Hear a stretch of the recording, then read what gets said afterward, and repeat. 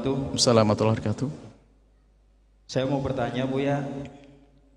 Yang pertama mohon penjelasannya mengenai hijrah batin. Yang kedua, apa yang harus kita lakukan bila pasangan kita berkali-kali berbuat maksiat, seperti contoh selingkuh dan sering chat kata-kata mesra dengan lawan jenis. Terima kasih atas jawabannya. Wassalamualaikum warahmatullahi wabarakatuh.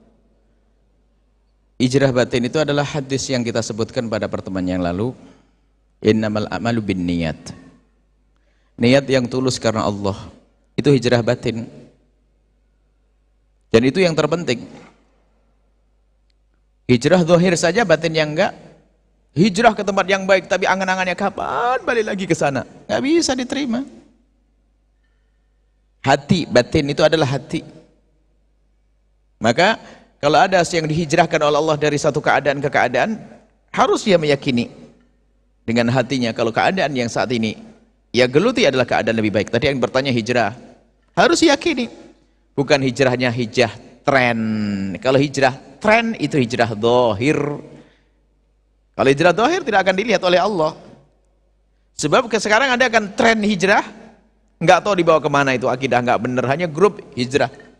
Tapi ternyata dengan masuk grup hijrah ini adalah hanya sekedar tren, sehingga merendahkan, ini belum hijrah. Kalau tidak ikut kelompok dia, kayaknya belum hijrah. Ini kok jadi nggak hebat banget ya? Kayak surga punya dia. Nah ini hijrah batin, merasa bahasanya masa lalu kita adalah buruk, masa sekarang adalah lebih bagus. Jadi dia mensyukuri nikmat tersebut, hijrah batin.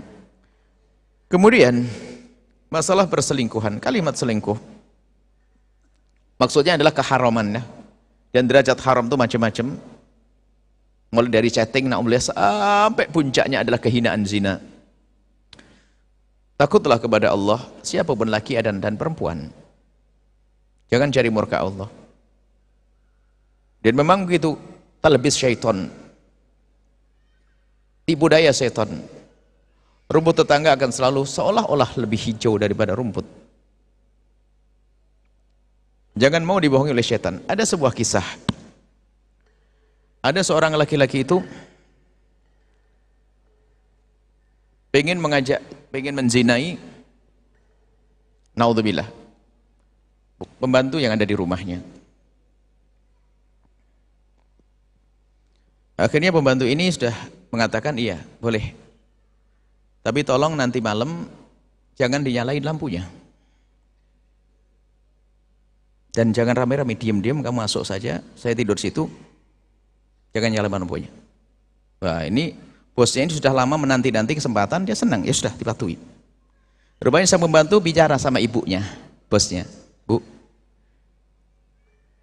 ibu nanti tidur di tempat saya. Ibu jangan ngomong diem tok. Demi kebaikan ibu. Kenapa? Suami ibu nanti malam akan ke tempat itu. Diceritakan keadaannya. Betul? Perempuan itu adalah sang istrinya tidur di tempat pembantu, pembantunya keluar. Malam datang. Tiba-tiba menggauli istrinya dengan penuh semangat. Setelah itu dinyalakan lampu, kaget. Sampai mengatakan, kenapa wahai istriku? Dalam keadaan haram kau terasa lebih bagus, lebih lezat daripada yang halal. Dijawab oleh istrinya, itu godaan setan. Padahal istrinya sama, tapi di saat benar-benar kelihatan istrinya dia kurang semangat. Tapi karena ada haramnya, maka waktu menggaulinya, dipikir pembantunya dia. Dengan semangat dia menggauli, dengan semangat. Karena apa? Yang sudah ada bau-bau haram, ada bisikan setan. Hati-hati. Padahal urusan itu, urusan setannya itu menjadikan lebih lezat. Lebih dari itu murka Allah. Seorang wanita berkhianat, naudzubillah, nggak ada surga baginya. Kalau tidak segera kembali kepada Allah, taubat dan seterusnya. Kemudian, naudzubillah, semoga Allah menjauhkan kita daripada keharaman. Semoga membuka pintu halal untuk kita. Kemudian bagi kaum laki-laki juga demikian. Ini berbeda urusan masalah. Ini masalah-masalah syahwat yang haram. Kemudian, jika menemukan pasangan seperti itu, semoga tidak menemukan ini semuanya. Amin. Kita pengen hidup semua keluarga adalah aman-aman, baik-baik ya. Sampai ada, betul itu masalah keharaman. Ada seorang wanita bercerita, iya Bu ya, Kalau saya SMS, dia tuh tidak kuat menahan gejolak hatinya. Akan tapi sisi lain dia juga pengen tobat. Betul, saya itu kalau sudah WA dengan pacar saya, tidak seperti waktu saya WA dengan suami saya. Ngomong. Kalau saya WA sama suami saya biasa saja, tapi kalau sudah saya bicara dengan pasangan pacar, kenal ada debar-debar dan sebagainya, setan. Naudzubillah. Begitulah setan menghiasi. Baik, kalau ternyata menemukan pasangan seperti itu, paling pertama dan utama adalah koreksi diri. Sebelum mengoreksi orang lain. Seorang lagi ingat, jangan koreksi orang lain ya. Jangan saya pulang ini ilmu dibawa untuk koreksi orang lain. Koreksi dirimu sendiri. Kalau ada seorang istri ternyata suaminya kok sudah mulai langsung koreksi, mungkin kurang pelayanan, mungkin kurang pengabdian, mungkin kurang bersihan, mungkin. Koreksi. Laki-laki pun demikian. Kenapa kok istrinya kok lebih senang chattingan dengan orang lain? Kenapa? Mungkin suami ini kalau chatting kaku, nggak pernah ada sayang, nggak pernah ada sanjungan, nggak pernah ada rayuan. Koreksi diri. Baik. Setelah koreksi diri kalau sudah benar-benar, baru nanti langkah nasihat. Jangan nasihati ternyata kitanya belum berbenah. Alangkah banyaknya orang dengan egonya. Perempuan dengan egonya nggak ada indah. Setelah koreksi diri kita sudah benar-benar, baru nanti kita melangkah kepada namanya nasihat. Nasihat pun caranya nasihat itu pun halus sekali. Nasihat itu adalah bermacam-macam. Kalau ternyata kita menemukan kesalahan pada pasangan kita, hindari percekcokan. Kalau kita ingatkan pasangan kita, lakukan dua hal. Jelas pasangan kita melakukan kesalahan, lakukan dua hal.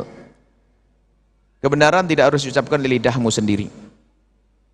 Artinya jangan serta-merta mentang-mentang Anda yang tahu lalu Anda menegurnya langsung. Karena apa? Emosi kadang. Sudah dia salah bisa lebih lantang daripada yang benar.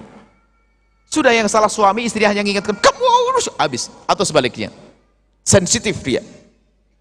Tapi jangan dengan lidahmu. Dengan cara apa? Misalnya kirim surat cinta atau apa, assalamualaikum abang tercinta gini. Kalau tidak bisa bikin surat, saya buatkan surat nanti.